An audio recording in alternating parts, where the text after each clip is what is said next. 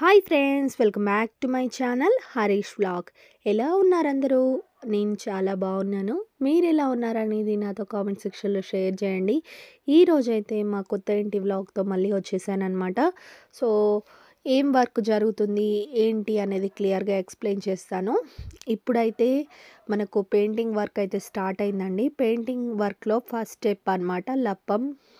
So ఇది ఎలా use చేస్తున్నారు, ఎంత ప్రైస్ పడుతుంది, ఎంత క్వాంటిటీ పడుతుంది అనేది క్లియర్గా ఎక్స్ప్లెయిన్ చేస్తాను ఈ వీడియోలో.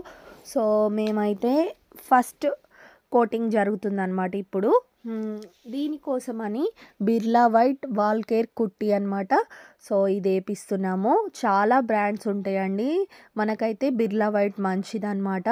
సో ఇది 30 కేజెస్ బ్యాగ్ వస్తుంది అనమాట. ఒక బ్యాగ్లో 30 కేజెస్ ఉంటాయి. ఇంకా చిన్న 20 కేజెస్ 10 కేజెస్ బ్యాగ్ కూడా అవైలబుల్ ఉంటాయి. ఇక్కడ మీరు చూస్తున్నది మటుకు 30 కేజెస్ బ్యాగ్.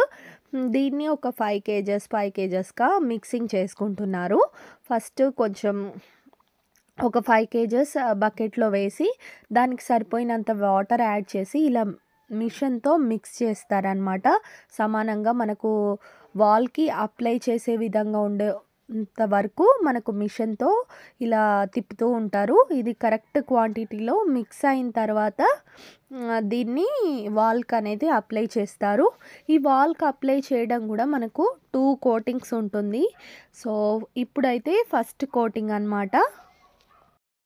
మనకి ఇది ఎంత క్వాంటిటీ పడుతుంది, ఒక రూమ్కి ఎన్ని బ్యాగ్స్ కావాలంటే రూమ్ని సైజుని బట్టి మనకు బ్యాగ్స్ అయితే నిర్ణయించబడతాయి. నార్మల్గా ఒక రూమ్ అనుకోండి, షెల్ఫ్లు ఉన్నాయి, బెడ్రూమ్ సైజ్ అనుకోండి, మనకు ఒక రూమ్కి వచ్చేసి 3 బ్యాగ్స్ పడతాయి సింగిల్ కోటింగ్కి. అదే డబల్ కోటింగ్ అనుకోండి 6 బ్యాగ్స్ పడతాయి. అండ్ రూమ్ సైజ్ పెరిగే కొద్దీ మనకు బ్యాగుల సైజ్ కూడా పెరుగుతుంది. నార్మల్గా మేము చెప్తున్నాం, ఒక చిన్న రూమ్కి అయితే ఒక 3 బ్యాగ్స్ అయితే మనకు కంప్లీట్గా షెల్ఫ్లు, అటక, ఇంకా వాల్స్ 4 సైడ్లకి మనకు వచ్చేస్తుంది అనమాట. అదే డబల్ కోటింగ్ కొట్టించాలనుకోండి 6 బ్యాగ్స్ అవుతాయి. రూమ్ సైజ్ చిన్నగా ఉన్నట్టయితే మనకు ఒక 2 బ్యాగ్స్ సరిపోతాయి. రూమ్ సైజ్ పెరిగినట్టయితే 2 బ్యాగ్స్లోనే 4 బ్యాగ్స్ అవుతాయి అనమాట. ఇలా ఉంటుంది క్వాంటిటీ. ఎవరన్నా కొత్తగా కనుక కన్స్ట్రక్షన్ చేసుకున్నట్టయితే వాళ్ళకి ఒక ఐడియా కోసమని చెప్తున్నాను, ఎన్ని బ్యాగ్స్ అవసరం అవుతాయి, ఎలా వేయాలి అనేది క్లియర్గా ఎక్స్ప్లెయిన్ చేస్తున్నాను అనమాట.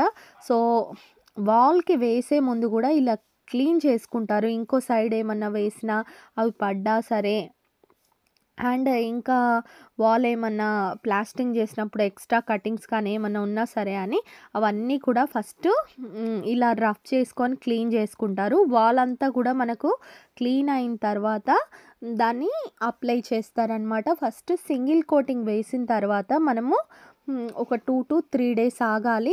అది గట్టిగా అయిపోయిన తర్వాత దాని మీద మళ్ళీ డబల్ కోటింగ్ అనేది వేపియాలన్నమాట. సో మనం ఒక ఇల్లునంతా కాంట్రాక్ట్కి ఇచ్చినట్టయితే వాళ్ళు ఫస్ట్ రూమ్ వేసుకుంటారు, next hall, next bedroom, next kitchen, ఇలా ఒక్కొక్క రూము ఒక్కొక్క రోజు వేసుకునేసరికి మళ్ళీ ఫస్ట్ రూమ్కి వచ్చేసరికి ఆరిపోతుంది. మళ్ళీ సెకండ్ కోటింగ్ వేస్తారనమాట. సో టైము కూడా వేస్ట్ కాదు, అది ఆరడానికి టైం కూడా దొరుకుతుంది.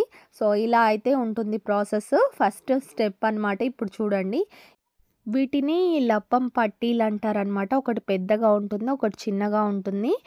సో మనకి ఇందాక మిక్స్ చేసిన దాన్ని తీసుకొని ఇలా అప్లై చేస్తూ ఉంటారు. ఇదంతా కూడా మనకు ఒక రూమ్ అనుకోండి 1 day ఖచ్చితంగా పడుతుంది ఇది మొత్తం అప్లై చేయడానికి. పైన ఫాల్ సీలింగ్ వేయించినట్టయితే ఫాల్ సీలింగ్కి, అండ్ వాల్స్కి, షెల్ఫ్లకి, ఇవన్నిటికీ కొంచెం టైం తీసుకుంటుంది అనమాట. సో మనకు ప్లెయిన్ వాల్ అయినట్టయితే కొంచెం ఫాస్ట్గానే అవుతుంది. బట్ ఫాల్ సీలింగ్, షెల్ఫ్లు ఉన్నాయనుకోండి, షెల్ఫ్లు చిన్న చిన్నగా ఉంటాయి కదా, సో వాళ్ళన్ని కార్నర్స్కి పెట్టుకొని వచ్చేసరికి కొంచెం టైం పడుతుంది అనమాట. అలానే మనం ఫాల్ సీలింగ్కి డిజైన్ చేయించినట్టయితే దానికి కూడా కొంచెం టైం అనేది పడుతుంది. ఇలా వీళ్ళు ఒక్కొక్క స్టెప్గా చేసుకుంటూ రూమ్ మొత్తం కూడా కంప్లీట్ చేస్తారు. ఇక్కడ మీరు చూసినట్టయితే కార్నర్స్కి పెడుతున్నారనమాట. సో మనకు కార్నర్స్కి ఇదేంటి తలుపు వచ్చింది కదా, దానికి మొత్తం అప్లై కాకుండా చిన్న దాంతోటి పెట్టేసి డైరెక్ట్ అప్లై చేశారు. సో ఇలా ఉంటుంది ప్రాసెస్ అయితే. ఇంకా ఇలాంటి మంచి మంచి ఇంట్రెస్టింగ్ వీడియోస్ అయితే మన ఛానల్‌లో ఉన్నాయండి. ఒకసారి ఛానల్ ఓపెన్ చేసి చూడండి. కొత్తగా కన్‌స్ట్రక్షన్ చేసుకునే వాళ్ళకి ఈ వీడియోస్ అన్నీ యూజ్‌ఫుల్‌గా ఉంటాయి. అందుకే క్లియర్‌గా ప్రతి ఒక్కటి స్టెప్ బై స్టెప్ అనేది చెప్తున్నాను. ఇంకా చాలా వీడియోస్ అయితే మన ఛానల్‌లో వస్తూనే ఉంటాయి డైలీ. ఛానల్‌ని సబ్స్క్రైబ్ చేసుకొని పక్కనే ఉన్న గంట సింబల్‌ని ఆల్‌లో పెట్టుకోండి. వీడియోని లైక్ చేయండి. లైక్ చేయడం వల్ల నాకు కొంచెం మోటివేషన్‌గా ఉండి ఇంకా ఇలాంటి వీడియోస్ మీ ముందుకు తేగలుగుతాను. ఇంకా చాలా జరుగుతూనే ఉన్నాయి మా కన్‌స్ట్రక్షన్‌లో. అవన్నీ కూడా స్టెప్ బై స్టెప్ మీ ముందుకు తెస్తాననమాట.